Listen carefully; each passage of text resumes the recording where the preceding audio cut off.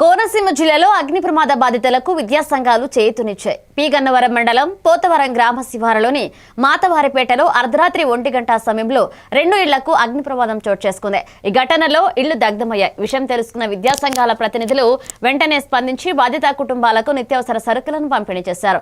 కష్టకాలంలో బాధితులకు అండగా ఉంటామని విద్యా సంఘాల నాయకులు తెలిపారు. ఈ కార్యక్రమంలో ఉపాధ్యాయులు, ఉపాధ్యాయునిలు పాల్గొన్నారు.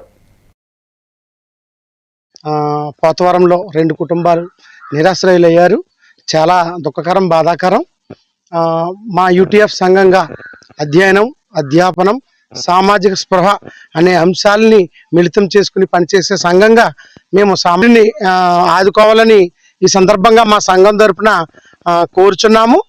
అదేవిధంగా మిగిలినటువంటి సోషల్ ఆర్గనైజేషన్స్ వారికి కూడా ఫెడరేషన్ పి గన్నవరం మండల శాఖ పోతవరంలో ఈ అగ్ని ప్రమాదం జరిగిందని తెలియగానే స్పందించి ఈవేళ వచ్చి మా వంతుగా